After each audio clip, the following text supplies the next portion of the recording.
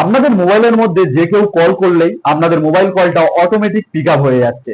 আপনারা মোবাইলের কাছে নেই, তার সত্ত্বেও মোবাইল ফোনের কলটা অটোমেটিক পিক আপ হচ্ছে, যার কারণে যে কল করছে সে ভাবছে হয়তো আপনি মোবাইলটাকে পিক আপ করে কথা বলছেন না। এতে কিন্তু অনেকটা আমাদের সমস্যা হচ্ছে। তো এই সমস্যার সমাধান আপনারা কিভাবে করবেন? তো এর জন্য কি করবেন, আমাদের মোবাইলের মধ্যে যে কল অ্যাপটি রয়েছে এই কল অ্যাপের মধ্যে আপনাদেরকে ক্লিক করতে হবে। তো এখানে ক্লিক করার পর উপরের দিকে দেখবেন যে দুটো ডট রয়েছে, এই দুটো ডটে আপনাদেরকে একবার ক্লিক করতে হবে। তো এখানে ক্লিক করার পর সেটিংস বলে একটি অপশন চলে আসছে, এখানে আপনারা ক্লিক করে দেবেন। তো এখানে ক্লিক করার পর আবারও অনেকগুলো অপশন আমাদের সামনে চলে আসছে। তো এখান থেকে কি করবেন, একটি অপশন রয়েছে দেখুন অটো অ্যান্সার বলে, তো এখানে আপনাদেরকে ক্লিক করতে হবে। তো এখানে ক্লিক করার পর এই অপশনটা দেখবেন আপনাদের অন হয়ে রয়েছে, যার কারণেই কিন্তু আমাদের যদি কেউ কল করে 5 সেকেন্ড রিং হওয়ার পরেই অটোমেটিক আমাদের মোবাইল কলটা পিক আপ হয়ে যাচ্ছে। তো আপনারা কি করবেন, এখান থেকে এই অটো অ্যান্সার বলে যে অপশনটি অন হয়ে রয়েছে এখান থেকে বন্ধ করে দেবেন।